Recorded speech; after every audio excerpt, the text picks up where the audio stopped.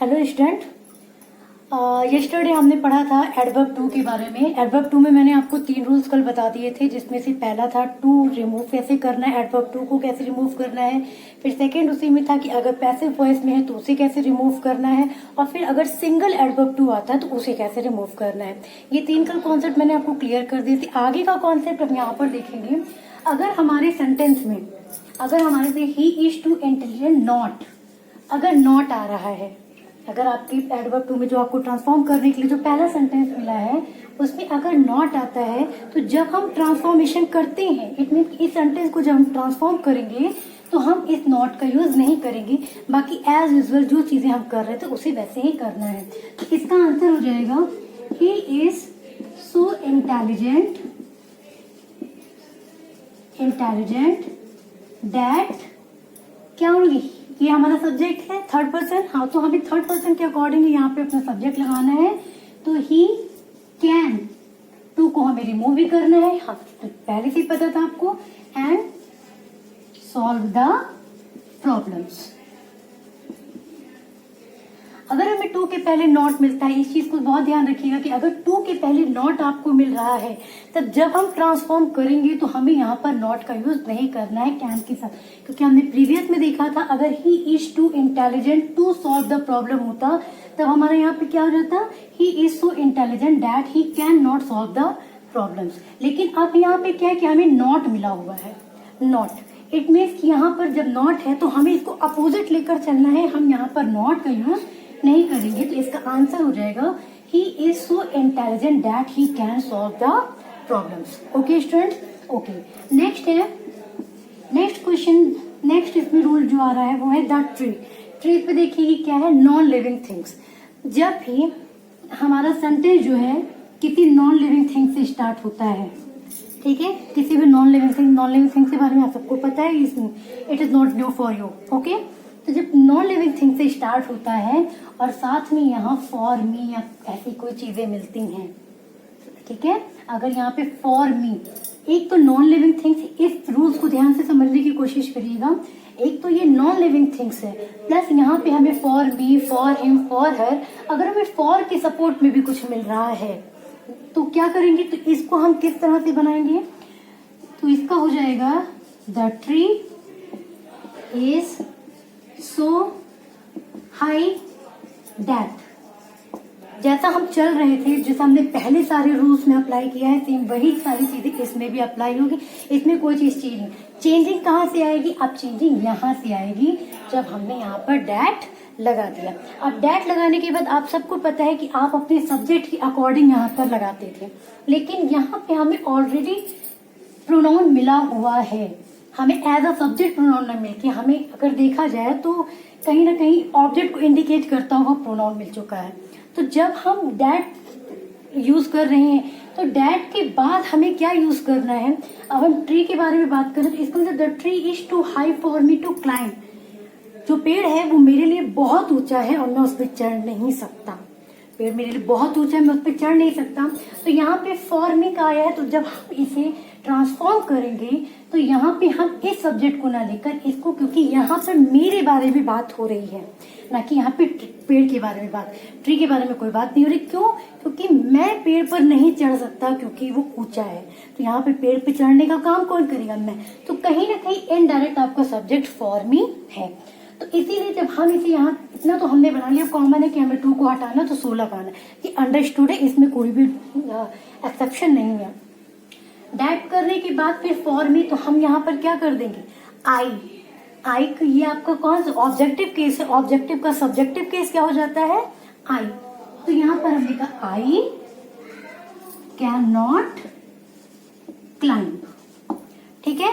ये आपको ध्यान रखना है कि अगर फॉर मी आता है, फॉर मी अगर आ रहा है तो यहाँ पर क्या कर देंगे हम, एज अ, ये जो हमारा ऑब्जेक्टिव केस है, आपने प्रोनाउन में केसेस पढ़े होंगे, जो हमारा ये ऑब्जेक्टिव केस है इसे हम एज अ सब्जेक्टिव यूज करेंगे। तो जब ये एज अ सब्जेक्टिव हो जाएगा तो मी का सब्जेक्टिव क्या होता है, आई होता है, तो यहाँ पर हम क्या यूज कर लेंगे, आई का यूज करेंगे, और सेम है जैसे सारी चीजें यूज कर रहे थे वैसे ही करेंगे। तो इसमें छोटी छोटी सी माइनर चेंजिंग है, इसको आपको ध्यान से समझना है। फिर से एक बार इस रूल को रिपीट कर दे रहे हैं ताकि आपको कोई कंफ्यूजन ना हो। अगर इसके बावजूद आपको कोई कंफ्यूजन होती है तो आप उसे व्हाट्सएप पे कंफ्यूजन को शॉर्ट आउट कर सकते हैं। ओके, अगर हमारा सेंटेंस में नॉट आ रहा है, फिर से एक बार रिपीट कर रही हूँ, he is too intelligent not to solve the problem. अगर नॉट का यूज हो रहा है, यानी कि अगर हमारा सेंटेंस, मैंने आपको पहले ही बताया था कि ट्रांसफॉर्मेशन में क्या करते हैं, ट्रांसफॉर्म करते हैं लेकिन उसकी एक्चुअलिटी को फिनिश नहीं करते, हमें उसे एक्चुअल ही लेके चलना होता है। तो इसमें अक्सर करके जो भी चीजें आती हैं वो अपोजिट चलती हैं। अगर निगेटिव है तो निगेटिव है तो अफर्मेटिव, और अफर्मेटिव है तो निगेटिव में जाता है। अभी जब आप आगे के और कॉन्सेप्ट में आएंगे और सब टॉपिक पे जाएंगे तब आपको पता चलेगा कि हाँ ये अपोजिट ही चलता है। तो अजमेर अगर यहाँ निगेटिव है, इट मीन्स ये निगेटिव सेंटेंस है, तो जो हमारा निगेटिव सेंटेंस है वो ट्रांसफॉर्मेशन में अफर्मेटिव सेंटेंस हो जाएगा, और अगर अफर्मेटिव सेंटेंस है तो वो ट्रांसफॉर्मेशन में निगेटिव हो जाएगा। ठीक है, तो नॉट अगर टू के पहले नॉट आ रहा है, कि सेंटेंस अगर निगेटिव सेंस में आ रहा है, तो जब हम ट्रांसफॉर्म करेंगे तो हम यहाँ पर नॉट का यूज, जो कैन नॉट हम पहले यूज कर रहे थे उस कैन नॉट का यूज यहाँ पर नहीं करेंगे। आंसर क्या हो जाएगा, ही is so intelligent that he can solve the problem. Okay done. फिर नेक्स्ट है, अगर किसी भी नाउन है, प्रोनाउन है, अक्सर करके नाउन होगा, प्रोनाउन यहाँ पे नहीं हम बोल सकते, क्योंकि अगर प्रोनाउन का हमने यूज किया है तो वो इट मीन्स कि क्या हो गया आपका, वो लिविंग थिंग्स को इंडिकेट करेगा। अगर हमने ही, शी, आई, यू, अगर ऐसा कोई वर्ड यूज किया तो इसका मतलब वो लिविंग थिंग्स को यूज करेगा। क्यों? क्योंकि हम लिविंग थिंग्स को ही, शी और यू और वी के उसमें इंडिकेट करते हैं, ना कि नॉन लिविंग थिंग। हाँ, अगर इन केस यहाँ पर इट तो वो नॉन लिविंग थिंग्स हो जाएगी। तो इस सेंटेंस में, इस रूल में आपको दो चीजें ध्यान देनी है कि एक तो आपका नॉन लिविंग थिंग्स है और दूसरा यहाँ पर फॉर आ रहा है।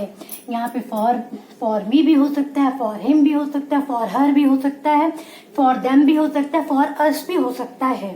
यहाँ पे कुछ भी हो सकता है, लेकिन इम्पोर्टेंट क्या है, आपको फॉर को कैरी करना है कि फॉर मी लगा हुआ है। अब जब हम इसे चेंज करेंगे तो टू को तो एज यूजुअल सो में ही चेंज करना है, इसमें कोई भी चेंजिंग नहीं है। जैसे मैं यहाँ पे भी देखिए टू को सो में चेंज किया, यहाँ पे भी टू को सो, और प्रीवियस जो भी रूल्स बताए थे उसमें भी आपको टू मैंने सो में ही चेंज हुआ था। इसके बाद हमें डैट अपना एज यूजुअल लगाना है। इट मीन्स कि हमें यहाँ तक the tree is too high तक में कोई भी कॉन्सेप्ट चेंज नहीं हुआ है, और इसके बाद डैट के बाद से हमारी यहाँ से चेंजिंग जो है थोड़ी सी माइनर डिफरेंट हो जाती है। जब यहाँ पे फॉर मी का यूज कर रहे हैं तो अगर हम सेंटेंस के सेंस को देखते हैं, the tree is too high for me to climb, मेरे लिए पेड़ बहुत ऊंचा था जिसकी वजह से मैं चढ़ नहीं सकता। तो यहाँ पे क्या करेंगे, तो ये मेरे लिए बात हो रही है, ना कि पेड़ की बात हो रही है। पेड़ हमारा एज अ ऑब्जेक्ट है, लेकिन उसे हमें सब्जेक्टिव वे पे रखा हुआ है। लेकिन मुझे चढ़ना किसको है, इस पेड़ पर वर्क किसको करना है, मुझे करना है, यानी कि मी को करना है। तो जब मी को करना है तो यहाँ पे आपका सब्जेक्टिव केस मी का क्या हो जाएगा, आई।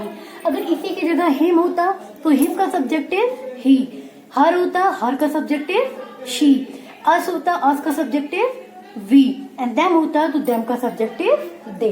तो आई कैन नॉट क्लाइंब। बाकी सारी चीजें सेम एज वेल है। ठीक है। अच्छा, एक और चीज है जो मैं आपको बता दे रही हूँ, मैंने इसे कल भी रिपीट किया था लेकिन इस बार फिर रिपीट कर रही हूँ कि ताकि आपको कोई कंफ्यूजन ना हो, इस रूल को इस बार से रिपीट कर रही हूँ कि जब सिंगल टू आता है, सिंगल एडवर्ब टू आता है, हमने देखा कि हमें सेंटेंस में दो टू मिलता है। एक तो एडवर्ब टू मिल रहा है TOO2 और एक सिंगल टू मिल रहा है TO2 यानी कि इन्फिनेटिव। दोनों सेंटेंस जब साथ में मिल रहे हैं तो हम उसको कैसे बना रहे हैं, एक तो हमने सो का यूज किया है, दूसरे का डैट और या फिर कैन नॉट पे जा रहे हैं। और एक चीज और ध्यान रखिएगा कि कैन नॉट अगर आप जा रहे हैं तो वो प्रेजेंट के लिए जा रहे हैं, अगर पास्ट होगा तो पास्ट का कैन में पास्ट क्या लिखते हैं, कुड लिखते हैं। इस चीज को हमेशा याद रखिएगा, भूलिएगा नहीं। कैन नॉट नहीं, अब कैन आपका प्रेजेंट के लिए और कुड आपका पास्ट के लिए होता है। इसके अलावा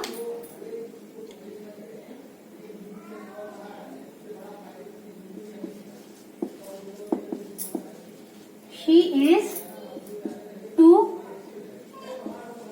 वीक, अगर सिर्फ सिंगल टू मिल रहा है, अगर सिर्फ सिंगल टू मिल रहा है, इसके साथ इन्फिनेटिव नहीं मिला है आपको, इसके साथ आपको इन्फिनेटिव टू नहीं मिला है, सिंगल टू मिला है, तो इस टू के प्लेस पर हम सो का यूज ना करके हम क्या यूज करेंगे,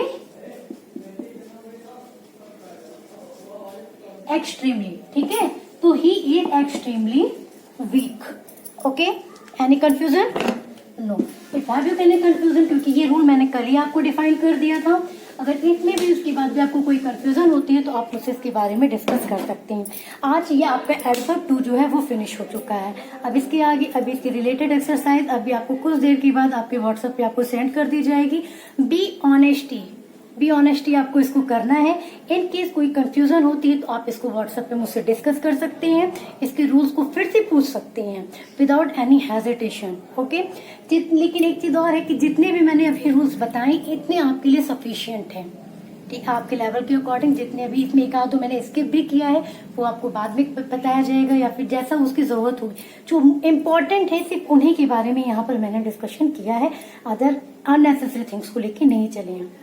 ओके, तो इन सारे रूल्स को फिर से आप अपने अकॉर्डिंग अपनी कॉपी में नोट कर सकते हैं, अपने अकॉर्डिंग अपने नोट्स बना सकते हैं। और नोट्स बनाने के बाद क्योंकि आप नोट्स बना के रखेंगे तो ये आपके लिए भी इजी होगा। और जो आप इसको 11th में पढ़ रहे हैं वही आपको 12th में पढ़ना है। 12th वाले बच्चों के लिए तो ये मस्ट है और यूपी बोर्ड के लिए है, सीबीएसई का नहीं है, ये यूपी बोर्ड के बच्चों का है। तो अगर कोई भी कंफ्यूजन है तो आप उसको क्लियर कर सकते हैं और इससे रिलेटेड एक्सरसाइज आपको भी थोड़ी देर के बाद मिल जाएगी। और बी ऑनेस्टी आपको इसको करना है, इसकी फोटो खींचकर मुझे मेरे व्हाट्सअप कर दीजिए या फिर अगर कोई और इश्यू है तो मतलब जिस भी सोर्स से आप मुझे सेंड कर सकते हैं सेंड कर दीजिए, फिर मैं आपको इसका आंसर रिप्लाई करूंगी। Okay, thank you, have a nice day, bye bye.